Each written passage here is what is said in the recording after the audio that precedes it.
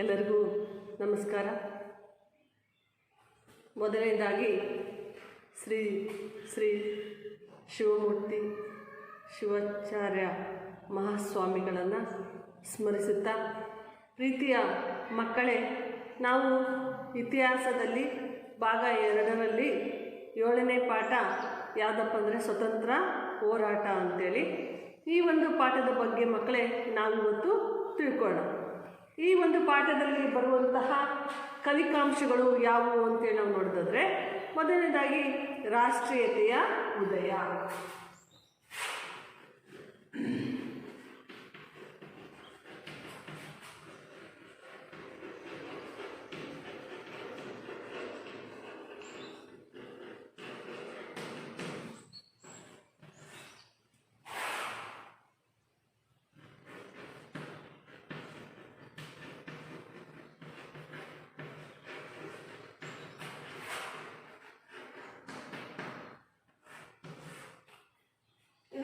ಇತಿಹಾಸದಲ್ಲಿ 7ನೇ ಅಧ್ಯಾಯ ಕಲಿಕಾಂಶಗಳು.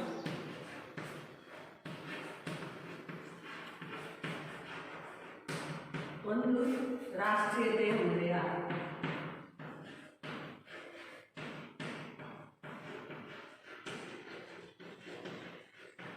ರಾಷ್ಟ್ರೀಯತೆಯ ಉದಯ.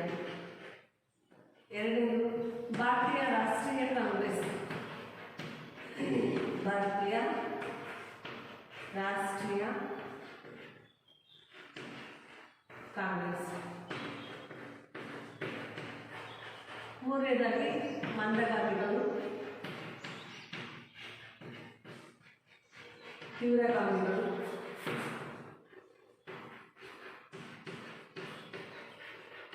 ಮತ್ತು ಕ್ರಾಂತಿಕಾರಿಗಳು.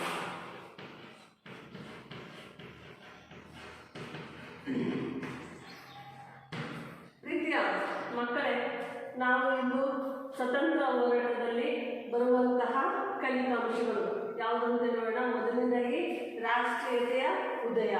ರಾಷ್ಟ್ರೀಯತೆ ಅನ್ನೋದು ಯಾವ ರೀತಿಯಾಗಿ ಉದಯವನ್ನು ಹೊಂದಿತು ಅಂದರೆ ಬೆಳವಣಿಗೆಯನ್ನು ಹೊಂದಿತು ಅಂತೇಳಿ ನಾವು ಈ ಒಂದು ಪಾಠದಲ್ಲಿ ಅರ್ಥವನ್ನು ಮಾಡ್ಬೋದು. ಅದೇ ರೀತಿಯಾಗಿ ಭಾರತೀಯ ರಾಷ್ಟ್ರೀಯ ಕಾಂಗ್ರೆಸ್, ಇದರ ಒಂದು ಪ್ರಾಮುಖ್ಯತೆ ಏನು, ಇದು ಯಾವಾಗ ಬೆಳಕಿಗೆ ಬಂತು ಅಂತ ನಾವು ನೋಡ್ತೀವಿ. ಅದೇ ರೀತಿಯಾಗಿ ಮಂದಗಾಮಿಗಳು, ತೀವ್ರಗಾಮಿಗಳು ಮತ್ತು ಕ್ರಾಂತಿಕಾರಿಗಳು ಅಂತ ನಾವು ನೋಡ್ತೀವಿ. ಇಲ್ಲಿ ಮಂದಗಾಮಿಗಳು ಯಾರು ಮತ್ತು ತೀವ್ರಗಾಮಿಗಳು ಯಾರು, ಕ್ರಾಂತಿಕಾರಿಗಳು ಯಾರು ಮತ್ತು ಸ್ವತಂತ್ರ ಹೋರಾಟದಲ್ಲಿ ಇವರ ಒಂದು ಪಾತ್ರ ಏನು ಅಂತ ಮಕ್ಕಳೇ ಈ ಒಂದು ಪಾಠದಲ್ಲಿ ನಾವು ಅಧ್ಯಯನವನ್ನು ಮಾಡ್ತೀವಿ. ಈಗ ಮೊದಲನೇದಾಗಿ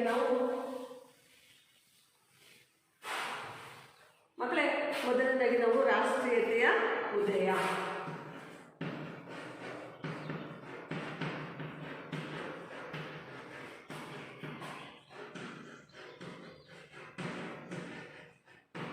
ಇಲ್ಲಿ ನಾವು ರಾಷ್ಟ್ರೀಯತೆಯ ಉದಯ ಅಂತ ಮಕ್ಕಳೇ ನಾವೀಗ ನೋಡೋಣ. ಇಲ್ಲಿ ರಾಷ್ಟ್ರೀಯತೆಯ ಉದಯ ಅಂತ ನೋಡಿದಾಗ 19ನೇ ಶತಮಾನದ ಕೊನೆ ಭಾಗದಲ್ಲಿ ಈ ರಾಷ್ಟ್ರೀಯತೆ ಅನ್ನೋದು ಒಂದು ತೀವ್ರವಾದಂತಹ ಒಂದು ಬೆಳವಣಿಗೆಯನ್ನು ಹೊಂದಿತ್ತು. ಇಲ್ಲಿ ವಿದೇಶಿ ಸಾಮ್ರಾಜ್ಯ ಒಂದು ಶಕ್ತಿಗಳ ವಿರುದ್ಧ ಹೋರಾಟ ಮಾಡಿದಂತಹ ಕಾರಣದಿಂದ ಈ ಕಾರಣಗಳ ಒಂದು ಪ್ರಯತ್ನಗಳನ್ನು ನಾವು ರಾಷ್ಟ್ರೀಯ ಹೋರಾಟದ ಆರಂಭಿಕ ಕುರುಹುಗಳು ಅಂತೇಳಿ ನಾವು ಮಕ್ಕಳೇ ಹೇಳ್ಬೋದು. ಅಂದರೆ ಏನಪ್ಪ ಅಂದರೆ, ಈ ಒಂದು ವಿದೇಶಿ ಸಾಮ್ರಾಜ್ಯ ಒಂದು ಶಕ್ತಿಗಳ ವಿರುದ್ಧ ಹೋರಾಟ ಮಾಡಿದ ಕಾರಣದಿಂದಾಗಿ ಅವರ ಒಂದು ಪ್ರಯತ್ನಗಳನ್ನು ರಾಷ್ಟ್ರೀಯ ಹೋರಾಟದ ಆರಂಭಿಕ ಕುರುಹುಗಳು ಅಂತೇಳಿ ಮಕ್ಕಳೇ ಹೇಳ್ಬೋದು.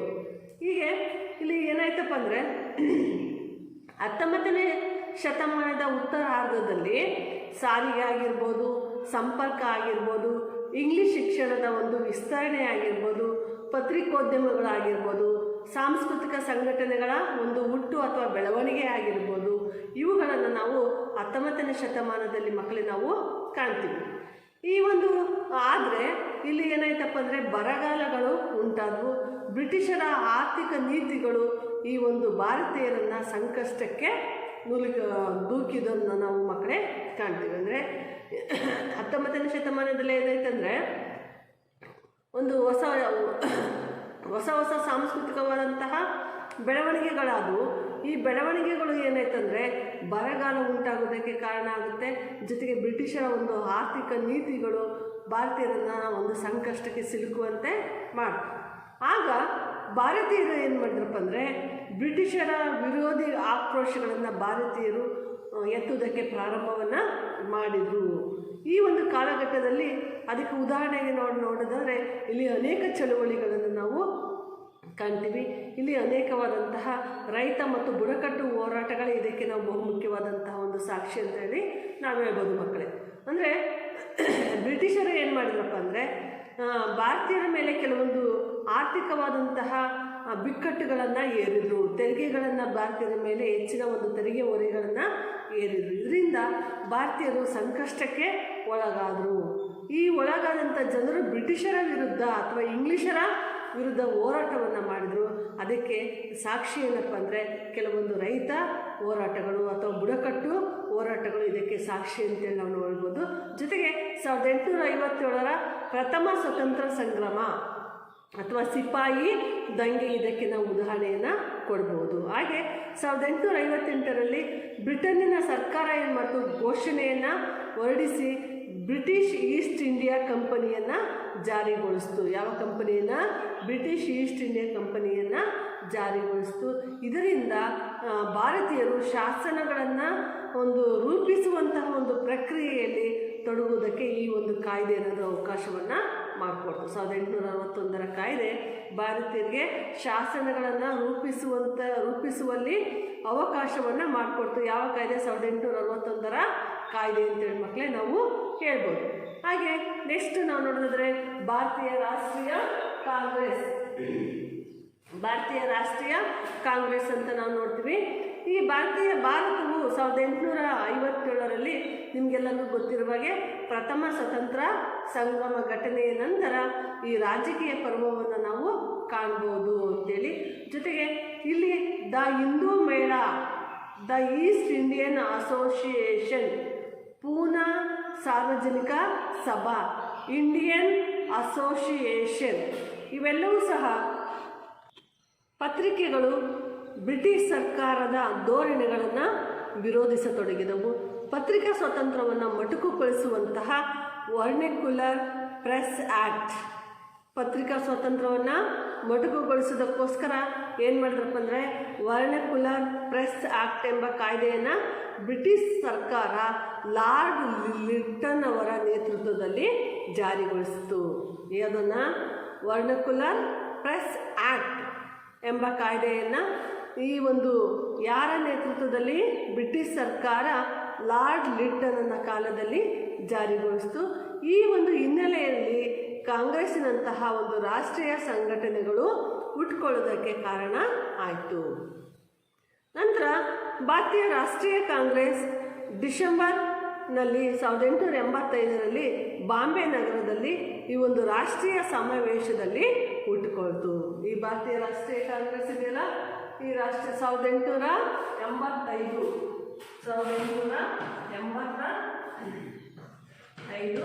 ಡಿಸೆಂಬರ್ ಏನಪ್ಪ ಅಂದರೆ ಬಾಂಬೆ. 1885ರಲ್ಲಿ ಬಾಂಬೆ ನಗರದಲ್ಲಿ ಈ ಒಂದು ರಾಷ್ಟ್ರೀಯ ಕಾಂಗ್ರೆಸ್ ಅನ್ನೋದು ಹುಟ್ಕೊಳ್ಳುತ್ತೆ. ಇದರ ಮೊದಲ ಅಧ್ಯಕ್ಷರವರು ಯಾರು ಅಂದರೆ WC ಬ್ಯಾನರ್ಜಿ.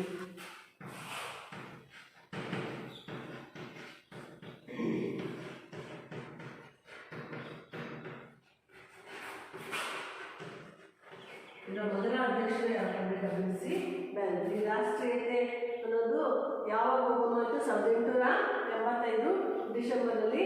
ಪ್ಲೇಸ್ ಎಲ್ಲಪ್ಪ ಅಂದರೆ ಬಾಂಬೆಯಲ್ಲಿ. ಇದರ ಮೊದಲ ಅಧ್ಯಕ್ಷರು ಯಾರು ಅಂದರೆ WC ಬ್ಯಾನರ್ಜಿ ಅವರು ಅಂತ ನಾವು ಮಕ್ಕಳೇ ಹೇಳ್ಬೋದು. ಇವರ ಜೊತೆಗೆ ಇನ್ನೂ ಸಹ ನಾಯಕರು ಕೆಲವೊಂದು ನಿವೃತ್ತ ಬ್ರಿಟಿಷ್ ಸೇನಾಧಿಕಾರಿಯಾದಂತಹ A.O. ಹೂಮ್, ಬ್ರಿಟಿಷ್ ಸೇನಾಧಿಕಾರಿಯಾದಂತಹ A.O. ಹೂಮ್ ಅವರು ಸಹ ಬಾಂಬೆ, ಮದ್ರಾಸ್ ಮತ್ತು ಕಲ್ಕತ್ತಾದಲ್ಲಿ, ಯಾವುದು ಬಾಂಬೆ, ಮದ್ರಾಸ್ ಮತ್ತು ಕಲ್ಕತ್ತಾ ಕೇಂದ್ರಗಳಲ್ಲಿ ರಾಜಕೀಯ ನಾಯಕರನ್ನು ಭೇಟಿ ಮಾಡಿ ಅವರು ಸಾರ್ವಜನಿಕ ಹಿತಾಸಕ್ತಿ ಉಳ್ಳ ವಿಷಯಗಳನ್ನು ಚರ್ಚೆಯನ್ನು ಮಾಡಿದರು.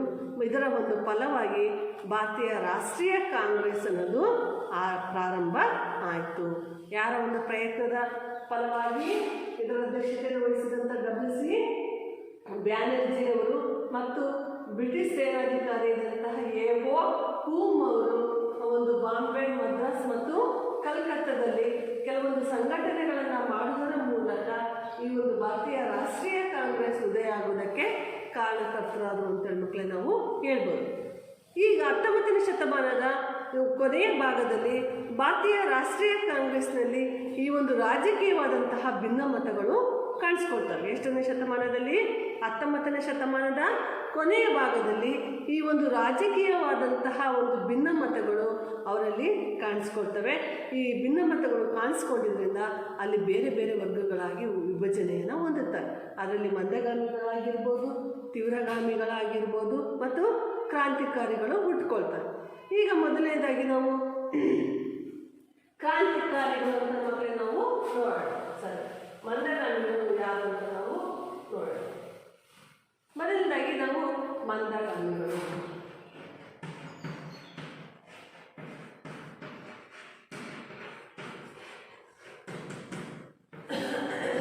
ನಾವು ಯಾರನ್ನ ಮಂದಗಾಮಿಗಳು ಅಂತ ನಾವು ಕರಿತೀವಿ ಅಂತ ನೋಡೋದಾದ್ರೆ, ಈ ಒಂದು ಭಾರತೀಯ ರಾಷ್ಟ್ರೀಯ ಕಾಂಗ್ರೆಸ್ನ ಪ್ರಾರಂಭದ 20 ವರ್ಷಗಳ ಒಂದು ಅವಧಿಯನ್ನು ನಾವು ಮಂದಗಾಮಿಗಳ ಯುಗ ಅಂತ ಕರಿತೀವಿ.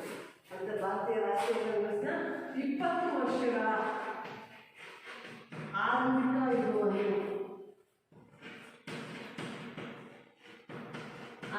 ವರ್ಷವನ್ನು ಏನಂತ ಕರಿತೀವಿ? ಮಂದಗಾಮಿಗಳ ಯುಗ.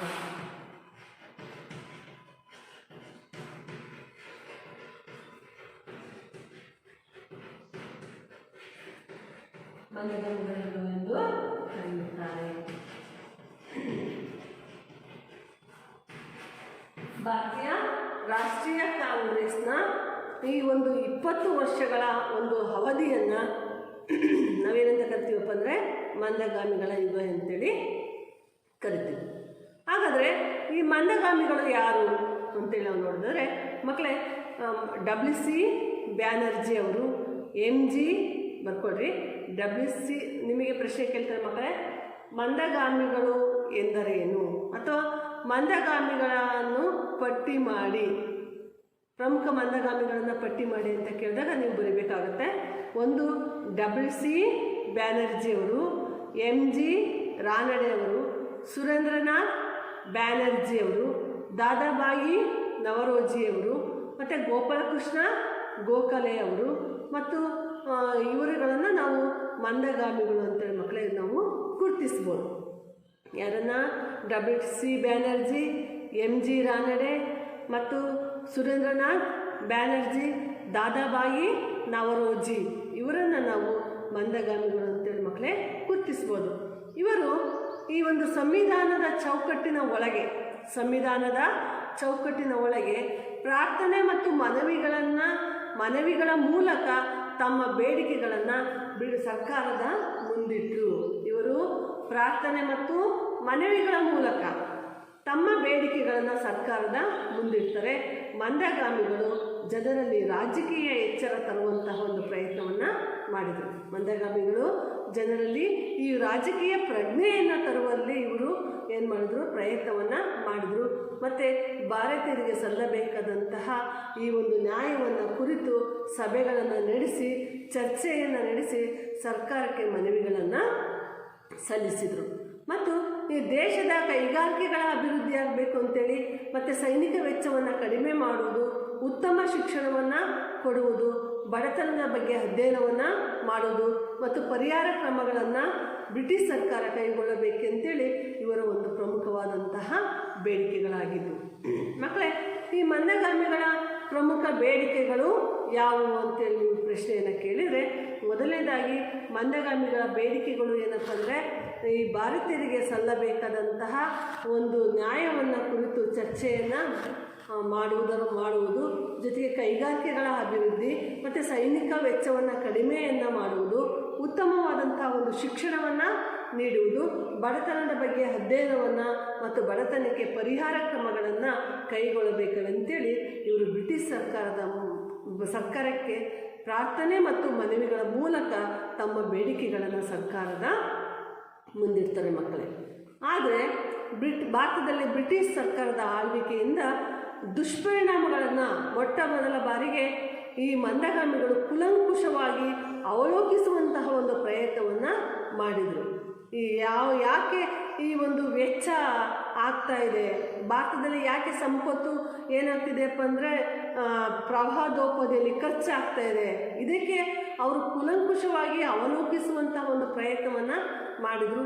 ಇದು ಭಾರತದ ಸಂಪತ್ತು ಯಾವ ರೀತಿಯಲ್ಲಿ ಇಂಗ್ಲೆಂಡಿಗೆ ಸೋರಿ ಹೋಗ್ತಾ ಇದೆ, ಭಾರತದ ಸಂಪತ್ತು ಯಾವ ರೀತಿಯಲ್ಲಿ ಇಂಗ್ಲೆಂಡ್ಗೆ ಸೋರಿ ಹೋಗ್ತಿದೆ ಎಂಬುದನ್ನು ಅಂಕಿ ಅಂಶಗಳ ಮೂಲಕ ಅವರು ಕಂಡುಹಿಡಿಯುವಂತಹ ಒಂದು ಪ್ರಯತ್ನವನ್ನು ಮಾಡಿದರು. ಅದಕ್ಕಾಗಿ ದಾದಾಬಾಯಿ ನವರೋಜಿಯವರನ್ನು ಅವರು ಸಂಪತ್ತಿನ ಸೋರುವಿಕೆ ಸಿದ್ಧಾಂತ ಅಂತೇಳಿ ಕರೆದರು. ಇದನ್ನು ದಾದಾಬಾಯಿ ನವರೋಜಿಯವರು ಏನಂತ ಕರೆದ್ರು? ಸಂಪತ್ತಿನ ಸೋರುವಿಕೆ ಸಿದ್ಧಾಂತ. ಅಂದರೆ ಇದನ್ನು ನಾವು ಇಂಗ್ಲೀಷಲ್ಲಿ ಡ್ರಾಯಿಂಗ್ ಥಿಯರಿ ಅಂತ ಮಕ್ಕಳೇ ಕರಿತೀವಿ. ನಿಮಗೆ ಮಕ್ಕಳ 1 ಅಂಕದ ಪ್ರಶ್ನೆಯಲ್ಲಿ ಉದ್ಭವ ಆಗಬಹುದು, ಸಂಪತ್ತಿನ ಸೋರುವಿಕೆ ಸಿದ್ಧಾಂತದ ಪ್ರತಿಪಾದಕ ಯಾರು ಮಕ್ಕಳೇ? ದಾದಾಬಾಯಿ ನವರೋಜಿಯವರು. Very good. ಯಾರು? ದಾದಾಬಾಯಿ ನವರೋಜಿಯವರನ್ನು ಏನಂತ ಕರಿತೀವಿ? ಸಂಪತ್ತಿನ ಸೋರುವಿಕೆಯ ಸಿದ್ಧಾಂತ ಅಥವಾ ಡ್ರಾಯಿಂಗ್ ಥಿಯರಿಯ ಸಿದ್ಧಾಂತದ ಪ್ರತಿಪಾದಕರು ಅಂತ ನಾವು ಕರಿತೀವಿ. ಜೊತೆಗೆ ಇಲ್ಲಿ ಈ ಒಂದು ಭಾರತದ ಸಂಪತ್ತು ಇಂಗ್ಲೆಂಡಿಗೆ ಯಾವ ರೀತಿ ಹೋಗ್ತಿದೆಯಪ್ಪ ಅಂದರೆ ಪ್ರವಾಹೋಪದಿಯಲ್ಲಿ ಹೋಗ್ತಾ ಇದೆ ಅಂತ ಹೇಳ್ತಾರೆ. ಅಂದರೆ ಯಾಕೆ ಭಾರತದ ಸಂಪತ್ತು ಇಂಗ್ಲೆಂಡಿಗೆ ಹೋಗ್ತಿದೆ ಅಂತೇಳಿ ನೋಡಿದ್ರೆ, ನಾವು ಏನು ಮಾಡ್ತಿದ್ವಿ ಅಂದರೆ ಆಮದನ್ನು ಹೆಚ್ಚುಗೊಳಿಸೋದು, ರಫ್ತನ್ನು ಕಡಿಮೆ ಮಾಡಿದ್ವಿ. ಆಮದನ್ನು ಹೆಚ್ಚುಗೊಳಿಸಿ ರಫ್ತನ್ನು ಕಡಿಮೆ ಮಾಡಿದ್ರಿಂದ ಈ ಒಂದು ಪ್ರತಿಕೂಲ ಉಂಟಾಗಿ ದೇಶದ ಸಂಪತ್ತು ಇಂಗ್ಲೆಂಡಿಗೆ ಪ್ರವಾಹೋಪದಿಯಲ್ಲಿ ಹರಿತಿದೆ ಅಂತೇಳಿ ಯಾರು? ದಾದಾಬಾಯಿ ನವರೋಜಿಯವರು ಹೇಳ್ತಾರೆ. ಈ ಬ್ರಿಟಿಷ್ ಅಧಿಕಾರಿಗಳಿಗೆ ನೀಡುತ್ತಿದ್ದಂತಹ ವೇತನ ಆಗಿರ್ಬೋದು, ನಿವೃತ್ತಿ ವೇತನ ಆಗಿರ್ಬೋದು ಮತ್ತು ಆಡಳಿತಾತ್ಮಕ ವೆಚ್ಚವನ್ನು ಭಾರತವೇ ಭರಿಸಬೇಕಾದಂಥ ಹಿನ್ನೆಲೆಯಲ್ಲಿ ಏನಾಗುತ್ತಿತ್ತು? ಅಪಾರವಾದಂಥ ಒಂದು ಸಂಪತ್ತು ಪರೋಕ್ಷವಾಗಿ ಇಂಗ್ಲೆಂಡಿಗೆ ಹರಿದು ಹೋಗ್ತಿತ್ತು ಎಂಬುದನ್ನು ಅವರು ವಿವರವಾಗಿ ವಿಶ್ಲೇಷಣೆಯನ್ನು ಮಾಡಿದವರು ಯಾರಪ್ಪ ಅಂದರೆ ದಾದಾಬಾಯಿ ನವರೋಜಿಯವರು. ಜೊತೆಗೆ ಆರ್.ಸಿ. ದತ್ ಅವರು ತಮ್ಮ ಕೃತಿಗಳ ಮೂಲಕ ಭಾರತದ ಸಂಪತ್ತನ್ನು ಬ್ರಿಟಿಷರು ಬರಿದು ಮಾಡಿದ ರೀತಿಯನ್ನು ಅವರು ವಿವರಿಸಿದರು. ದಾದಾಬಾಯಿ ನವರೋಜಿ ಮತ್ತು ಆರ್.ಸಿ. ದತ್ ಅವರು ಭಾರತದ ಸಂಪತ್ತು ಯಾವ ರೀತಿಯಾಗಿ ಲೂಟಿ ಆಗ್ತಾಯಿದೆ, ಯಾವ ರೀತಿಯಾಗಿ ಬರಿದಾಗ್ತಾಯಿದೆ ಎಂಬುದನ್ನು ತಮ್ಮ ಗ್ರಂಥಗಳ ಮೂಲಕ ಅವರು ವಿವರಿಸುವಂತಹ ಒಂದು ಪ್ರಯತ್ನವನ್ನು ಅವರು ಮಾಡಿದರು.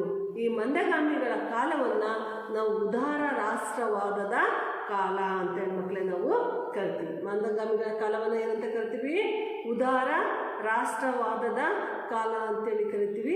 1885ರಿಂದ 1905ರವರೆಗೆ ನಡುವಿನ ಕಾಲಘಟ್ಟವನ್ನು ನಾವು ಮಂದಗಾಮಿಗಳ ಯುಗ ಅಂತೇಳಿ ಚರಿತ್ರೆಗಾರರು ಗುರುತಿಸಿರೋದನ್ನು ಮಕ್ಕಳೇ ನಾವು ನೋಡ್ಬೋದು. ಎಷ್ಟರಿಂದ? 1885ರಿಂದ 1905ರ ನಡುವಿನ ಒಂದು ಕಾಲಘಟ್ಟವನ್ನು ಮಂದಗಾಮಿಗಳ ಯುಗ ಅಂತೇಳಿ ಚರಿತ್ರೆಗಾರರು ಗುರುತಿಸಿದ್ದಾರೆ. ಅದಕ್ಕೆ ನಮ್ಮ ಮಕ್ಕಳೇ ಇಲ್ಲಿ ನಿಮಗೆ ಒಂದು ಸಂಪತ್ತಿನ ಸೋರುವಿಕೆ ಸಿದ್ಧಾಂತ,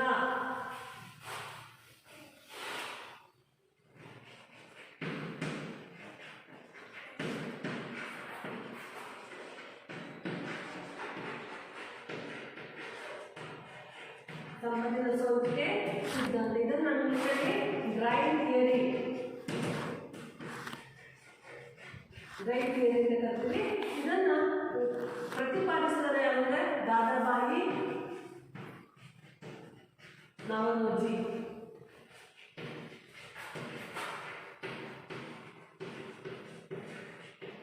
ವೆರಿ ಇಂಪಾರ್ಟೆಂಟ್ ಕ್ವೆಶ್ಚನ್ ಮಕ್ಕಳೇ. ಸಂಪತ್ತಿನ ಸೋರುವಿಕೆ ಸಿದ್ಧಾಂತದ ಪ್ರತಿಪಾದಕರು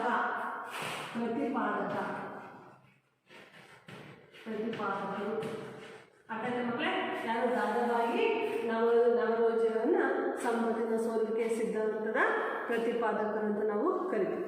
ನೆಕ್ಸ್ಟ್ ಮಕ್ಕಳೇ ಅರ್ಥ ಆಗಿದೆಯಲ್ಲ, ಯಾವುದು ನಾವು ಮಂದಗಾಮಿಗಳು ಅಂತ ತಿಳ್ಕೊಂಡ್ವಿ. ಈಗ ನಾವು ಯಾವುದು ತೀವ್ರವಾದಿಗಳು ಅಂತ ನೋಡಿ.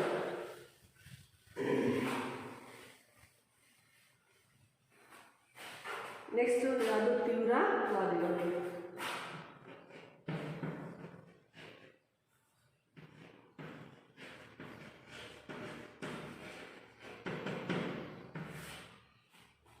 ಮಕ್ಕಳೇ, ನಾವಿಲ್ಲಿ ತೀವ್ರವಾದಿಗಳು ಅಂತ ನಾವು ನೋಡಿದಾಗ ಮಂದಗಾಮಿಗಳ ಬ್ರಿಟಿಷರ ಬಗೆಗಿನ ಮೃದು ಧೋರಣೆಯಿಂದ ಕಾಂಗ್ರೆಸ್ಸಿಗರಲ್ಲೇ ಅತೃಷ್ಟರಾಗಿದ್ದಂತಹ ಇನ್ನೊಂದು ಗುಂಪು, ಇವರನ್ನು ನಾವು ರಾಜಕೀಯ ಭಿಕ್ಷುಕರು ಅಂತೇಳಿ ನಾವು ಕರಿತೀವಿ. ಅಂದರೆ ಮಂದಗಾಮಿಗಳು ಈ ಒಂದು ಸ್ವತಂತ್ರ ಹೋರಾಟದಲ್ಲಿ ಏನು ಮಾಡಿದ್ರಪ್ಪ ಅಂದರೆ ಬ್ರಿಟಿಷರ ವಿರುದ್ಧ ಮೃದು ಧೋರಣೆಯನ್ನು ತೋರಿದರು. ಇದರಿಂದ ಆ ಕಾಂಗ್ರೆಸ್ಸಿನ ಒಂದು ಜನರಲ್ಲೇ ಒಂದು ಅಸಂತುಷ್ಟರಾಗಿದ್ದಂತಹ ಒಂದು ಗುಂಪನ್ನು ನಾವೇನಂತ ಕರಿತೀವಿ, ತೀವ್ರವಾದಿಗಳು ಅಂತ ಕರಿತೀವಿ. ಮಂದಗಾಮಿಗಳು ಬ್ರಿಟಿಷರ ವಿರುದ್ಧ ಮೃದು ಧೋರಣೆಯನ್ನು ತೋರಿದರು. ಆ ಮೃದು ಧೋರಣೆಯನ್ನು ವಿರೋಧಿಸಿದಂತಹ ಇನ್ನೊಂದು ಗುಂಪು ಉಂಟುಕೊಳ್ತು. ಆ ಗುಂಪನ್ನು ನಾವೇನಂತ ಕರೆದ್ವಿ, ತೀವ್ರವಾದಿಗಳು ಅಂತ ಮಕ್ಕಳೇ ಕರೆದ್ವಿ. ಈ ತೀವ್ರವಾದಿಗಳನ್ನು ಇನ್ನೊಂದು ಹೆಸರಿಂದ ಕರೀತಾರೆ, ಏನಪ್ಪ ಅಂದರೆ ರಾಜಕೀಯ ಭಿಕ್ಷುಕರು. ಏನಂತ ಕರೀತಾರೆ, ರಾಜಕೀಯ ಭಿಕ್ಷುಕರು ಅಂತ ನಾವು ಕರಿತೀವಿ. ಈ ಮಂದಗಾಮಿಗಳ ಮೃದು ಧೋರಣೆಯನ್ನು ಟೀಕೆಯನ್ನು ಮಾಡುತ್ತಾ ಟೀಕೆ ಮಾಡುತ್ತಾ ತೀವ್ರವಾದಂತಹ ನಿಲುವುಗಳನ್ನು ಪ್ರತಿಪಾದಿಸುತ್ತಾ ಬಂದಂತಹ ಬಣವನ್ನು ತೀವ್ರವಾದಿಗಳೆಂದು ಗುರುತಿಸಬಹುದು. ಇಲ್ಲಿ ಅರ್ಥ ಆಯ್ತಾ ಮಕ್ಕಳೇ? ತೀವ್ರವಾದಿಗಳು ಅಂದರೆ ಮಂದಗಾಮಿಗಳ ಮೃದು ಧೋರಣೆಯನ್ನು ಟೀಕೆ ಮಾಡುತ್ತಾ ಈ ಒಂದು ತೀವ್ರವಾದಂತಹ ನಿಲುವನ್ನು ಪ್ರತಿಪಾದಿಸುತ್ತಾ ಬಂದಂತಹ ಒಂದು ಬಣವನ್ನು ನಾವೇನಂತ ಕರಿತಿದ್ವಿ, ತೀವ್ರವಾದಿಗಳೆಂದು ಕರೆಯುತ್ತಾರೆ. ಮಕ್ಕಳೇ, ಹಾಗಾದರೆ ಇಲ್ಲಿ ತೀವ್ರವಾದಿಗಳು ಯಾರ್ಯಾರು ಅಂತೇಳಿ ನಾವು ನೋಡೋದಾದರೆ ಯಾರಪ್ಪ ಅಂತಂದರೆ ಅರವಿಂದ್ ಘೋಷ್. ಮಕ್ಕಳೇ, ನಿಮಗೆಲ್ಲ ಗೊತ್ತಿದೆಯಲ್ಲ, ಅರವಿಂದ್ ಘೋಷ್, ಬಿಪಿನ್ ಚಂದ್ರಪಾಲ್, ಲಾಲಾ ಲಜಪತ ರಾಯ್ ಮತ್ತು ಬಾಲಗಂಗಾಧರ್ ತಿಲಕ್, ಇವರೆಲ್ಲರೂ ಸಹ ಯಾರಪ್ಪ ಅಂದರೆ ಇವರೆಲ್ಲ ತೀವ್ರವಾದಿಗಳು. ಮಕ್ಕಳೇ, ನಿಮಗೊಂದು ಪ್ರಶ್ನೆ ಇದ್ರ ಸಾಮಾನ್ಯವಾಗಿ ಕೇಳ್ಬೋದು. ಏನಪ್ಪ ಅಂದರೆ ಕೆಲವೊಂದು ಸ್ವತಂತ್ರ ಹೋರಾಟಗಾರರನ್ನು ಒಂದು ಹೆಸರುಗಳನ್ನು ಕೊಟ್ಟು ಇದರಲ್ಲಿ ಮಂದಗಾಮಿಗಳ್ಯಾರು, ತೀವ್ರಗಾಮಿಗಳಾರು ಮತ್ತು ಕ್ರಾಂತಿಕಾರಿಗಳನ್ನು ಪಟ್ಟಿ ಮಾಡಿ ಅಂತೇಳಿ ಕ್ವಶನನ್ನು ಕೇಳ್ಬೋದು. ಆಗ ನೀವು ಮಂದಗಾಮಿಗಳ್ಯಾರು, ತೀವ್ರಗಾಮಿಗಳ್ಯಾರು ಮತ್ತು ಕ್ರಾಂತಿಕಾರಿಗಳ್ಯಾರು ಅಂತ ನಿಮಗೆ ಚೆನ್ನಾಗಿ ಗೊತ್ತಿದ್ದರೆ ನೀವು ಸರಿ ಪಟ್ಟಿಯನ್ನು ಮಾಡ್ಬೋದು ಮಕ್ಕಳೇ. ಇದರಲ್ಲಿ ತೀವ್ರವಾದಿಗಳು ಅಂತೇಳಿ ನಾವು ನೋಡಿದಾಗ ಯಾರು, ಅರವಿಂದ್ ಘೋಷ್ ಆಗಿರ್ಬೋದು, ಬಿಪಿನ್ ಚಂದ್ರಪಾಲ್ ಆಗಿರ್ಬೋದು, ಲಾಲಾ ಲಜಪತ ರಾಯ್ ಮತ್ತು ಬಾಲ ಗಂಗಾಧರ್ ತಿಲಕ್ ಅವರು ಒಂದು ಪ್ರಮುಖರಂಥ ಮಕ್ಕಳೇ ನಾವು ಹೇಳ್ಬೋದು. ಇವರು ಸಂವಿಧಾನಾತ್ಮಕ ಕಾಯ್ದೆಗಳ ಮೂಲಕ ಭಾರತೀಯರಿಗೆ ಶಾಸನ ಸಭೆಗಳಲ್ಲಿ ನಾಮನಿರ್ದೇಶನ ಮಾಡುವಂತಹ ಒಂದು ಧೋರಣೆಯನ್ನು ಏನು ಮಾಡಿದ್ರು, ಬ್ರಿಟಿಷರ ಧೋರಣೆಯನ್ನು ಬಲವಾಗಿ ಇವರು ವಿರೋಧಿಸಿದರು. ಶಾಸನ ಸಭೆಗಳಿಗೆ ನಾಮನಿರ್ದೇಶನ ಮಾಡುವ ಮೂಲಕ ಒಂದು ಮಾಡುತ್ತಿದ್ದಾರೆಂಬ ಬ್ರಿಟಿಷರ ಧೋರಣೆಯನ್ನು ಬಲವಾಗಿ ಇವರು ವಿರೋಧಿಸಿದರು.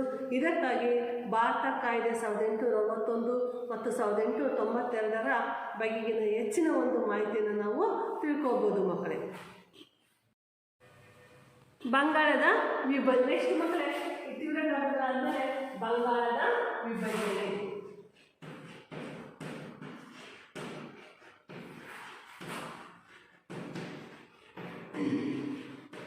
ಮಕ್ಕಳೇ, ಈ ಒಂದು ಪಾಠದಲ್ಲಿ ಬಹು ಮುಖ್ಯವಾದದ್ದು ಯಾವುದಪ್ಪ ಅಂದರೆ ಬಂಗಾಳದ ವಿಭಜನೆ ಅಂತ ನಾವು ಹೇಳ್ಬೋದು ಮಕ್ಕಳೇ.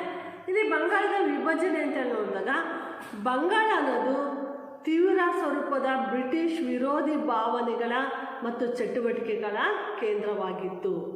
ಬ್ರಿಟಿಷ್ ವಿರೋಧಿ ಕೇಂದ್ರಗಳ ಒಂದು ಚಟುವಟಿಕೆಗಳ ಕೇಂದ್ರವಾಗಿತ್ತು.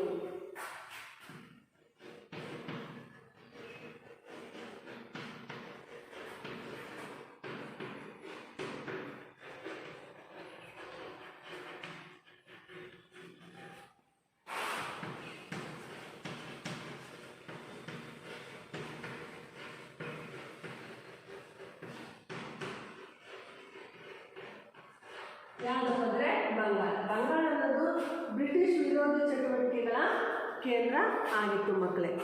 ಇದನ್ನು ಹತ್ತಿಕ್ಕುವುದಕ್ಕೋಸ್ಕರ ಈ ಒಂದು ವೈಸರಾಯದಂತಹ ಲಾರ್ಡ್ ಕರ್ಜನ್ ಇದೇನು ಬಂಗಾಳ ಬ್ರಿಟಿಷ್ ವಿರೋಧಿ ಚಟುವಟಿಕೆಗಳ ಒಂದು ಕೇಂದ್ರವಾಗಿತ್ತಲ್ಲ, ಇದನ್ನು ಹತ್ತಿಕ್ಕುವುದಕ್ಕೋಸ್ಕರ ಲಾರ್ಡ್ ಕರ್ಜನ್ ಯಾರಪ್ಪ ಅಂದರೆ ಇದನ್ನು ಹತ್ತಿಕ್ಕುವುದಕ್ಕೋಸ್ಕರ ಯಾರಪ್ಪ ಅಂದರೆ ಲಾರ್ಡ್ ಕರ್ಜನ್ ಏನು ಮಾಡಿದ್ದಪ್ಪ ಅಂದರೆ ಈ ಒಂದು ಆಡಳಿತಾತ್ಮಕವಾದಂತಹ ಒಂದು ನೆಪವನ್ನು ಮುಂದಿಟ್ಟುಕೊಂಡು ಬಂಗಾಳ ವಿಭಜನೆಯ ಒಂದು ರೂಪುರೇಷೆಗಳನ್ನು ಅವನು ಯೋಜನೆಯನ್ನು ರೂಪಿಸ್ತಾನೆ ಮಕ್ಕಳೇ. ನೋಡ್ರಿ, ಇವನೇನು ಮಾಡ್ದ, ಬ್ರಿಟಿಷ್ ವಿರೋಧಿ ಚಟುವಟಿಕೆಗಳ ಒಂದು ಕೇಂದ್ರ ಯಾವುದಾಗಿತ್ತು, ಬಂಗಾಳ ಆಗಿತ್ತು. ಅದಕ್ಕೋಸ್ಕರ ಲಾರ್ಡ್ ಕರ್ಜನ್ ಏನು ಮಾಡಿದ್ದ, ಈ ಒಂದು ಏನು ಮಾಡಿದಪ್ಪ ಅಂದರೆ ಬ್ರಿಟಿಷ್ ಆಡಳಿತಾತ್ಮಕವಾದ ನೆಪವನ್ನು ಇಟ್ಕೊಂಡು ಬಂಗಾಳ ವಿಭಜನೆಯ ಒಂದು ಯೋಜನೆಯನ್ನು ಇವನು ರೂಪಿಸಿದ. ಬಂಗಾಳ ಪ್ರಾಂತ್ಯ ಅನ್ನೋದು ಏನಾಗಿತ್ತಂದರೆ ಹಿಂದೂ ಮತ್ತು ಮುಸ್ಲಿಮರ ಒಂದು ಸಮುದಾಯಗಳ ಒಂದು ಗುಂಪು ಇತ್ತು. ಬಂಗಾಳದಲ್ಲಿ ಯಾವ್ಯಾವ ಜನಾಂಗದವರಿದ್ದರು, ಹಿಂದೂಗಳಿದ್ದರು ಮತ್ತು ಮುಸ್ಲಿಮರು ಇದ್ದರು. ಈ ಒಂದು ಅಂಶವನ್ನು ತಿಳಿದಂತಹ ಬ್ರಿಟಿಷ್ ಸರ್ಕಾರ ಏನು ಮಾಡ್ತಪ್ಪ ಅಂದರೆ ಈ ಒಂದು ಭೌಗೋಳಿಕ ವೈಶಾಲ್ಯತೆಯ ಒಂದು ನೆಪವನ್ನು ಇಟ್ಕೊಂಡು ಬಂಗಾಳವನ್ನು 1905ರಲ್ಲಿ ವಿಭಜನೆಯನ್ನು ಮಾಡ್ತಾರೆ. ಹೀಗೆ ಸಮುದಾಯಗಳ ನಡುವೆ ಕಂದಕವನ್ನು ಉಂಟು ಮಾಡಿ ಸ್ವತಂತ್ರ ಹೋರಾಟದ ಒಂದು ತೀವ್ರತೆಯನ್ನು ಕುಗ್ಗಿಸುವಂತಹ ಒಂದು ಸಂಚನ್ನು ರೂಪಿಸ್ತು. ಯಾವುದು ಬಂಗಾಳದ ವಿಭಜನೆ. ಯಾರು ಅದಕ್ಕೆ ಕಾರಣಕರ್ತವರು ಯಾರಂದರೆ ಈ ವಯಸ್ಸಾದಂತಹ ಲಾರ್ಡ್ ಕರ್ಜನನ್ನು ಆಡಳಿತಾತ್ಮಕವಾದಂತಹ ಒಂದು ನೆಪವನ್ನು ಇಟ್ಕೊಂಡು ಬಂಗಾಳದ ಒಂದು ವಿಭಜನೆಯನ್ನು 1905ರಲ್ಲಿ ಏನು ಮಾಡ್ದ, ಈ ಸ್ವತಂತ್ರ ಹೋರಾಟದ ಒಂದು ತೀವ್ರತೆಯನ್ನು ಕುಗ್ಗಿಸುವಂತಹ ಒಂದು ಪ್ರಯತ್ನವನ್ನು ಇವನು ರೂಪಿಸಿದ. ಹೀಗೆ 1905ರಲ್ಲಿ ಬಂಗಾಳ ವಿಭಜನೆಯನ್ನು ಭಾರತೀಯ ರಾಷ್ಟ್ರೀಯ ಕಾಂಗ್ರೆಸ್ ಏನು ಮಾಡುತ್ತೆ, ವಿರೋಧಿಸುತ್ತೆ. 1905ರಲ್ಲಿ ಅವನು ಬಂಗಾಳ ವಿಭಜನೆಯ ಒಂದು ಯೋಜನೆಯನ್ನು ಹಾಕ್ಕೊಂಡ. ಆಗ ಇದು ಬಂಗಾಳ ಸರ್ಕಾರ ಏನು ಮಾಡ್ತಂದರೆ, ಭಾರತೀಯ ರಾಷ್ಟ್ರೀಯ ಕಾಂಗ್ರೆಸ್ ಏನು ಮಾಡ್ತಂದರೆ 1905ರಲ್ಲಿ ಈ ಒಂದು ಬಂಗಾಳದ ವಿಭಜನೆಯನ್ನು ಏನು ಮಾಡುತ್ತೆ, ವಿರೋಧಿಸುತ್ತೆ. ಹೀಗೆ ಹಿಂದೂ ಮತ್ತು ಮುಸ್ಲಿಂ ಸಮುದಾಯಗಳ ನಡುವೆ ಭಾವೈಕ್ಯತೆಯನ್ನು ಉಂಟು ಮಾಡೋದಕ್ಕೋಸ್ಕರ ಇಲ್ಲಿ ಬಂಗಾಳದಲ್ಲಿ ಇದ್ದವರು ಯಾರಂದರೆ ಹಿಂದೂ ಮತ್ತು ಮುಸ್ಲಿಮರು. ಈ ಒಂದು ಹಿಂದೂ ಮತ್ತು ಮುಸ್ಲಿಮರ ನಡುವೆ ಒಂದು ಬಾಂಧವ್ಯವನ್ನು ರೂಪಿಸೋದಕ್ಕೋಸ್ಕರ ಈ ಒಂದು ಭಾರತೀಯ ರಾಷ್ಟ್ರೀಯ ಕಾಂಗ್ರೆಸ್ ಏನು ಮಾಡ್ತಪ್ಪ ಅಂದರೆ ರಕ್ಷಾಬಂಧನ ಕಾರ್ಯಕ್ರಮವನ್ನು ಜಾರಿಗೆ ತಂತು. ಹಿಂದೂ ಮತ್ತು ಮುಸ್ಲಿಮರ ನಡುವೆ ಭಾವೈಕ್ಯತೆಯನ್ನು ಉಂಟು ಮಾಡೋದಕ್ಕೋಸ್ಕರ ರಕ್ಷಾಬಂಧನ ಈ ಒಂದು ಕಾರ್ಯಕ್ರಮವನ್ನು ಹಮ್ಮಿಕೊಳ್ತು. ಬಂಗಾಳ ವಿಭಜನೆಯ ವಿರುದ್ಧ ದೇಶದಾದ್ಯಂತ ಈ ಒಂದು ಪ್ರತಿಭಟನೆಗಳು ಬೆಳಕಿಗೆ ಬಂದವು. ಈ ಒಂದು ಆಗ ಕೈಗೊಂಡಂತಹ ತೀವ್ರವಾದಿಗಳು ವಿದೇಶಿ ವಸ್ತುಗಳಿಗೆ ಏನು ಮಾಡಿದ್ರು ಅಂದರೆ ಬಹಿಷ್ಕಾರವನ್ನು ಹಾಕುವುದರ ಮೂಲಕ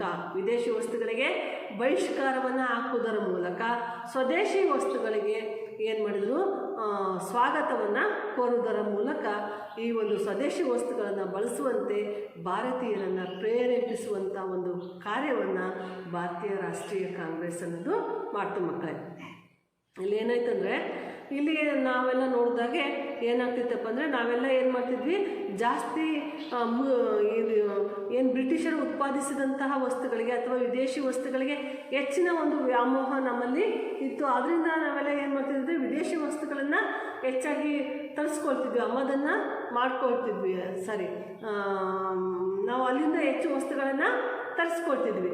ಆಗ ಇಲ್ಲಿ ಈ ಒಂದು ಭಾರತೀಯ ರಾಷ್ಟ್ರೀಯ ಕಾಂಗ್ರೆಸ್ ಏನು ಮಾಡ್ತು, ವಿದೇಶಿ ವಸ್ತುಗಳಿಗೆ ಬಹಿಷ್ಕಾರ, ಸ್ವದೇಶಿ ವಸ್ತುಗಳಿಗೆ ಪುರಸ್ಕಾರ ಅಂತೇಳಿ ಗಾಂಧೀಜಿಯವರ ತತ್ವದಂತೆ ಇವರು ಏನು ಮಾಡಿದರು ಅಂದರೆ ಈ ಒಂದು ಸ್ವದೇಶಿ ಆಂದೋಲನಕ್ಕೆ ಕರೆಯನ್ನು ನೀಡಿದರು.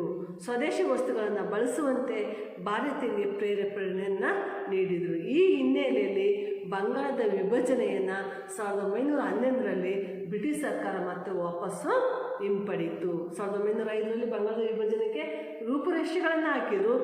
ಯಾವಾಗ ಭಾರತೀಯ ರಾಷ್ಟ್ರೀಯ ಕಾಂಗ್ರೆಸ್ ಪ್ರವೇಶವನ್ನು ಮಾಡುತ್ತೋ ಆವಾಗ 1911ರಲ್ಲಿ ಈ ಒಂದು ಬಂಗಾಳದ ವಿಭಜನೆಯನ್ನು ವಾಪಸ್ಸು ಬ್ರಿಟಿಷ್ ಸರ್ಕಾರ ಹಿಂದಕ್ಕೆ ಪಡೆಯಿತು. ಈಗ ಇನ್ನು ನೆಕ್ಸ್ಟ್ ನಾವು ಸ್ವತಂತ್ರ ಹೋರಾಟಗಾರ ಅಂದರೆ ಸಾಮಾನ್ಯವಾಗಿ ನೀವೆಲ್ಲ ಮತ್ತೆ ಯಾರು ತೀವ್ರಗಾಮಿಗಳು ಅಂತೇಳಿ ನಾವು ನೋಡಿದಾಗ ಇಲ್ಲಿ ಇನ್ನೊಬ್ಬ ಕ್ರಾಂತಿಕಾರಿ ಬರ್ತಾನೆ. ಅವ್ರು ಯಾರಂದರೆ ಬಾಲಗಂಗಾಧರ್ ತಿಲಕ್ ಅವರು.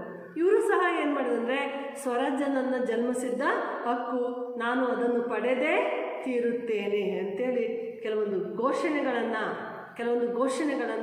ಅವರು ಹೊರಡಿಸುವ ಮೂಲಕ ಏನು ಮಾಡಿದರು, ಸ್ವತಂತ್ರ ಹೋರಾಟಕ್ಕೆ ಜನಸಾಮಾನ್ಯರನ್ನು ಸಂಘಟಿಸುವಂತಹ ಒಂದು ಪ್ರಯತ್ನವನ್ನು ಇವರು ಮಾಡಿದರು. ಮತ್ತು ಧಾರ್ಮಿಕ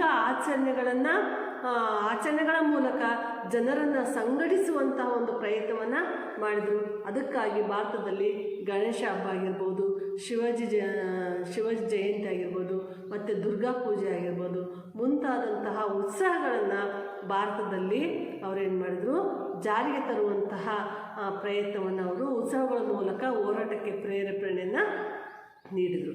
ಮತ್ತು ತಿಲಕರವರು ಮರಾಠಿ ಭಾಷೆಯಲ್ಲಿ ಕೇಸರಿ ಎಂಬ ಪತ್ರಿಕೆಯನ್ನು ತಿಲಕ್ ಅವರು ಮರಾಠಿ ಭಾಷೆಯಲ್ಲಿ ಕೇಸರಿ ಮತ್ತು ಇಂಗ್ಲೀಷ್ ಭಾಷೆಯಲ್ಲಿ ಮರಾಠ ಪತ್ರಿಕೆಗಳನ್ನು ಜಾರಿಗೆ ತಂದರು. ಯಾರು? ಬಾಲಗಂಗಾಧರ್ ತಿಲಕ್ ಅವರು ಮರಾಠಿ ಭಾಷೆಯಲ್ಲಿ ಕೇಸರಿಯನ್ನು, ಇಂಗ್ಲೀಷ್ ಭಾಷೆಯಲ್ಲಿ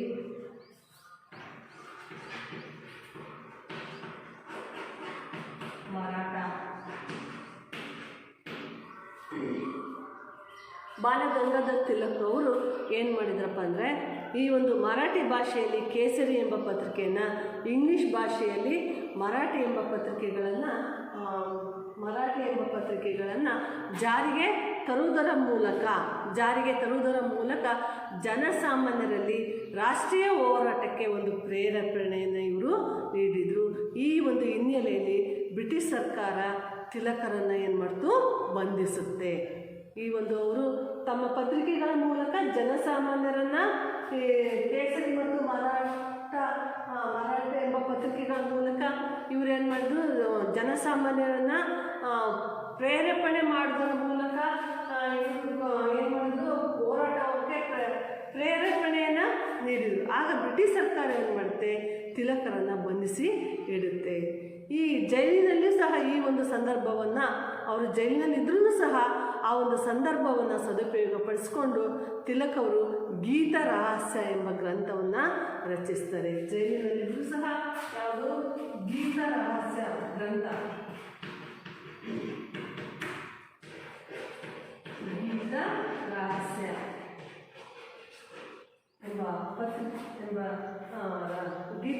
ಎಂಬ ಗ್ರಂಥವನ್ನು ಅವರು ರಚನೆಯನ್ನು ಮಾಡ್ತಾರೆ.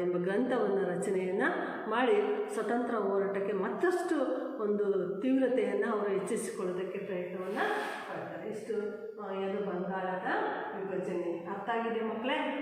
ಅರ್ಥ ಆಗಿದೆ ಅಂತ ನಾನು ಭಾವಿಸ್ತಾ ಮುಂದಿನ ಯಾವುದಪ್ಪ ಅಂದರೆ ನೆಕ್ಸ್ಟು ನಾವು ಕ್ರಾಂತಿಕಾರಿಗಳು ಅಂತ ಮಕ್ಕಳೇ ನಾವು ಈಗ ನೋಡೋಣ. ಈ ತಿಲಕ್ ನಿಮಗೆ ಒಂದು ರಕದ ಪ್ರಶ್ನೆ ಕೇಳ್ತಾರೆ, ಬಾಲಗಂಗಾಧರ್ ತಿಲಕ್ ಬರೆದಂತಹ ಗ್ರಂಥ ಯಾವುದು? ಗೀತ ರಹಸ್ಯ. ಮತ್ತು ಅವರು ಘೋಷಣೆಯನ್ನು ಹೊರಡಿಸ್ತಾರೆ. ಯಾರು? ಬಾಲಗಂಗಾಧರ್ ತಿಲಕ್ ಅವರು. ಯಾರಪ್ಪ ಅಂದರೆ ಸ್ವರಾಜ್ಯ ನನ್ನ ಜನ್ಮಸಿದ್ಧ ಹಕ್ಕು, ನಾನು ಅದನ್ನು ಪಡೆದೇ ತೀರುತ್ತೇನೆ ಅಂತೇಳಿ ಘೋಷಣೆಗಳನ್ನು ಸಹ ಮಕ್ಕಳೇ ಹೊರಡಿಸ್ತಾರೆ. ನೆಕ್ಸ್ಟು ಯಾರಪ್ಪ ಅಂದರೆ ಕ್ರಾಂತಿಕಾರಿಗಳು.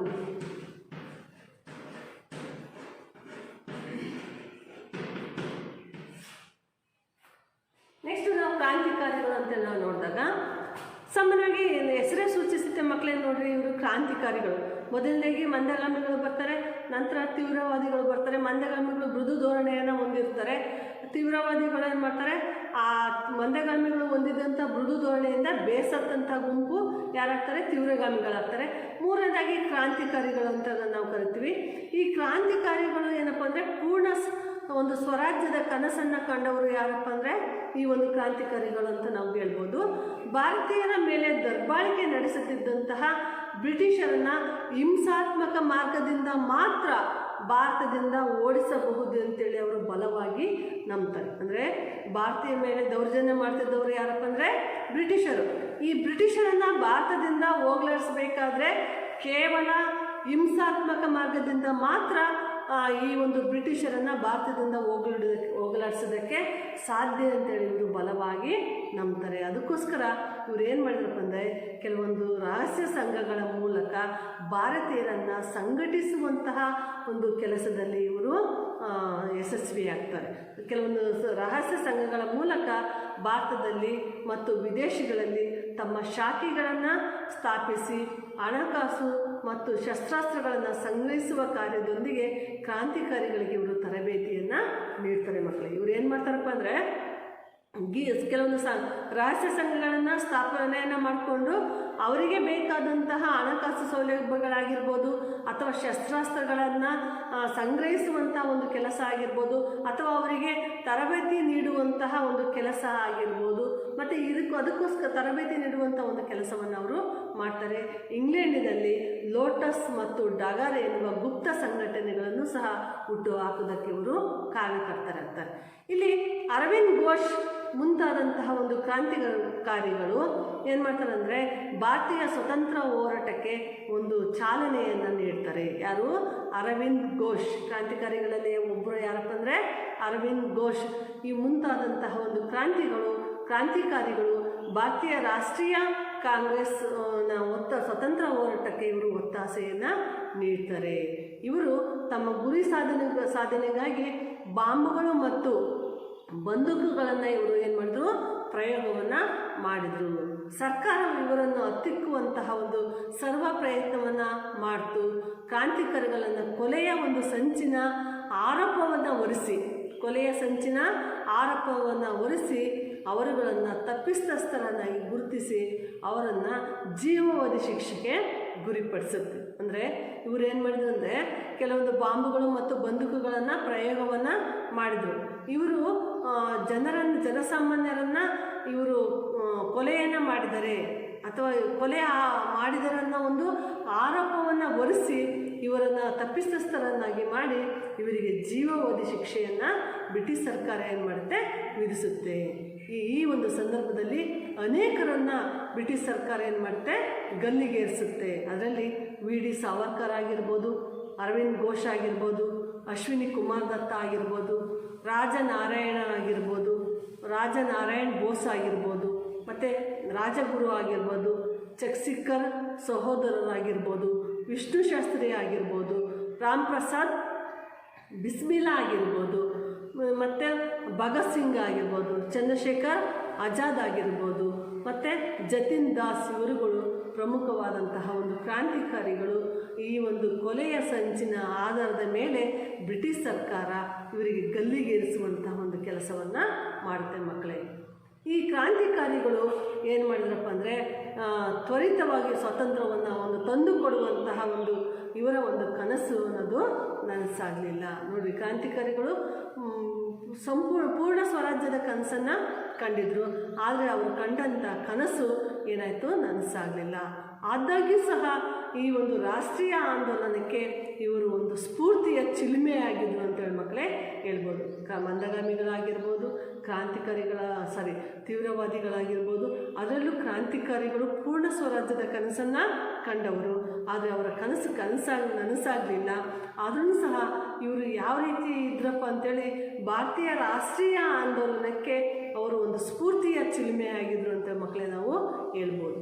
ಇದರಲ್ಲಿ ಅರವಿಂದ್ ಘೋಷರು ಪ್ರಮುಖ ಅಂತೇಳಿ ನಾವು ಹೇಳ್ಬೋದು. ಭಾರತದ ಸ್ವತಂತ್ರ ಹೋರಾಟದ ವಿವಿಧ ಹಂತಗಳಲ್ಲಿ ಕ್ರಾಂತಿಕಾರಿಗಳ ಹಂತ ಬಹಳ ಕಾರಣಗಳಿಗಾಗಿ ವಿಶೇಷವಾದದ್ದು ಅಂತ ಮಕ್ಕಳೇ ನಾವು ಹೇಳ್ಬೋದು. ಈಗ ನಾವು 3 ಜನರನ್ನು ಕರೆದ್ವಿ. ಒಂದು ಮಂದಗಾಮಿಗಳು, 2 ತೀವ್ರವಾದಿಗಳು ಮತ್ತು ಕ್ರಾಂತಿಕಾರಿಗಳು ಅಂತ.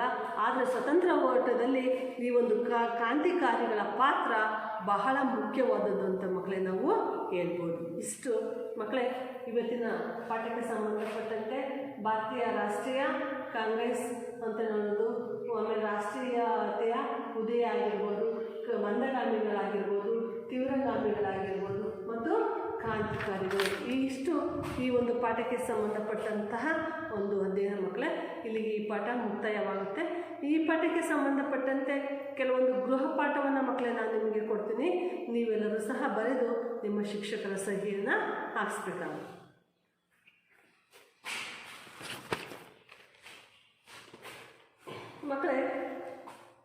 ಭಾಗ ಸಮಾಜ ವಿಜ್ಞಾನ 10ನೇ ತರಗತಿ ಭಾಗ 2 ಪುಟ ಸಂಖ್ಯೆ 5. 1ನೇ ಮೇನಲ್ಲಿ ಕೆಳಗಿನ ವಾಕ್ಯಗಳಲ್ಲಿ ಖಾಲಿ ಇರುವಂತಹ ಸ್ಥಳಗಳನ್ನು ಸೂಕ್ತ ಉತ್ತರಗಳಿಂದ ಭರ್ತಿ ಮಾಡಿ ಅಂತಿದೆ ಮಕ್ಕಳೇ. ಇವು ನಾನು ಹಾಗೆ ಬಾಯಲ್ಲಿ ಹೇಳ್ತಾ ಹೋಗ್ತೀನಿ, ನೀವು ಬರ್ಕೊಂಡ್ಬರ್ಬೇಕಾಗುತ್ತೆ. ಪೇಜ್ ನಂಬರ್ 5 ಮೊದಲೇ ಫಸ್ಟ್ ಮೇನ್. 1. ಭಾರತೀಯ ರಾಷ್ಟ್ರೀಯ ಕಾಂಗ್ರೆಸ್ ಅನ್ನು ಎಲ್ಲಿ ಸ್ಥಾಪಿಸಲಾಯಿತು? ನೆಕ್ಸ್ಟ್ ಪ್ರಶ್ನೆ, ಸಂಪತ್ತಿನ ಸೋರುವಿಕೆ ಸಿದ್ಧಾಂತವನ್ನು ತಿಳಿಸಿದವರು ಡ್ಯಾಶ್. ನೆಕ್ಸ್ಟ್ 3ನೇ ಪ್ರಶ್ನೆ,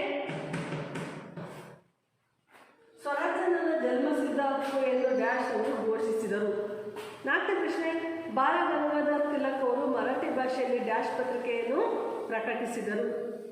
5ನೇದು, ಅಭಿನವ ಭಾರತ ಎಂಬ ರಹಸ್ಯ ಸಂಘಟನೆಯನ್ನು ಡ್ಯಾಶ್ಗಳು ಹೊಂದಿದ್ದರು. ನೆಕ್ಸ್ಟ್ ಮಕ್ಕಳೇ, 2ನೇ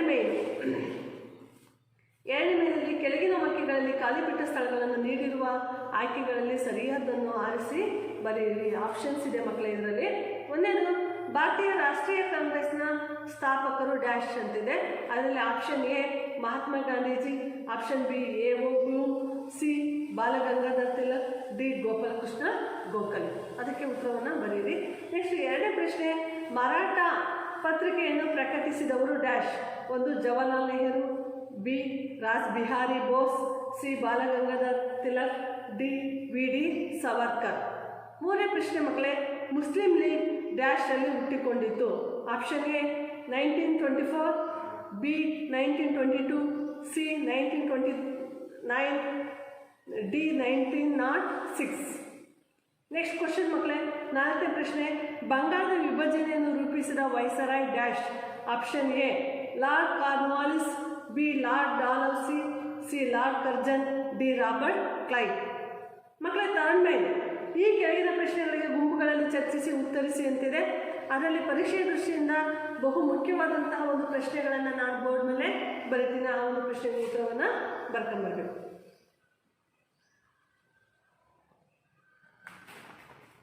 ಒಂದೇ ಪ್ರಶ್ನೆ, ಬ್ರಿಟಿಷ್ ಸರ್ಕಾರದ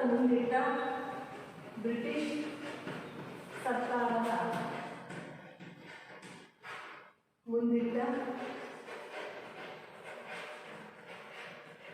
ಮಂದಗಾಮಿಗಳ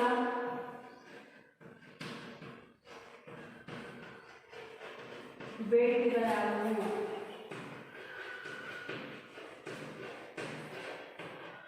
ಮಂದಗಾಮಿಗಳ ಬೇಡಿಕೆಗಳಾದವು. 2ನೇ ಪ್ರಶ್ನೆ ಮಕ್ಕಳೇ, ಸಂಪತ್ತಿನ ಸೋರುವಿಕೆ ಸಿದ್ಧಾಂತವನ್ನು ವಿವರಿಸಿ. ಸಂಪತ್ತಿನ ಸೋರುವಿಕೆ ಸಿದ್ಧಾಂತವನ್ನು ವಿವರಿಸಿ. ನೆಕ್ಸ್ಟ್ 3rd ಕ್ವಶನ್, ಸ್ವತಂತ್ರ ಹೋರಾಟದಲ್ಲಿ ಭಾರತದ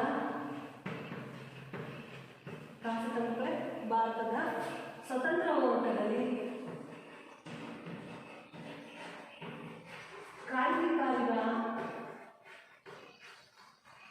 ಕ್ರಾಂತಿಕಾರಿಗಳನ್ನು ಹೆಸರಿಸಿ.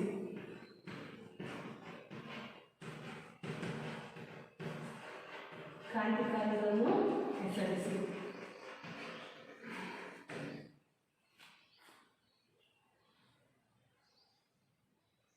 ಲಾಸ್ಟ್ ಕ್ವಶನ್, ಸ್ವತಂತ್ರ ಹೋರಾಟದಲ್ಲಿ ಬಾಲ ಗಂಗಾಧರ್ ತಿಲಕ್ ಅವರ ಪಾತ್ರವನ್ನು ವಿವರಿಸಿ. 4ನೇ ಪ್ರಶ್ನೆ ಕಾಣಿಸುತ್ತಾ ಮಕ್ಕಳೇ? ಇಲ್ಲಲ್ವಾ? ಇಲ್ಲಿ ಕಾಣಿಸುತ್ತಾ? 4ನೇ ಪ್ರಶ್ನೆ, ಸ್ವತಂತ್ರ ಹೋರಾಟದಲ್ಲಿ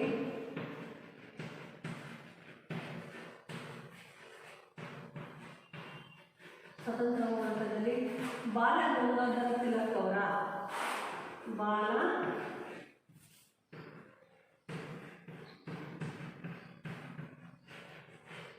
ಅವರ ಪಾತ್ರವನ್ನು ವಿವರಿಸಿ. ಮಕ್ಕಳೇ, ಪರೀಕ್ಷೆಯ ದೃಷ್ಟಿಯಿಂದ ಈ ಒಂದು 4 ಪ್ರಶ್ನೆಗಳನ್ನು ನಾನು ಕೊಟ್ಟಿದ್ದೀನಿ. ಬ್ರಿಟಿಷ್ ಸರ್ಕಾರದ ಮುಂದಿಟ್ಟ ಅಂಡಮಾನುಗಳು ಬ್ರಿಟಿಷ್ ಸರ್ಕಾರದ ಮೇಲೆ ಮುಂದಿಟ್ಟಂತಹ ಬೇಡಿಕೆಗಳು ಯಾವುವು? ಸಂಪಾದನಾ ಸೌಲಭ್ಯ ಸಿದ್ಧಾಂತವನ್ನು ವಿವರಿಸಿ. ಯಾರು? ದಾದಾಬಾಯಿ ನವರೋಜಿ ಅವರು. ಡ್ರೈನ್ ಥಿಯರಿ ಅಂತ ಹೇಳಿದ್ದಾರೆ ಮಕ್ಕಳೇ, ಆ ಪ್ರಶ್ನೆ.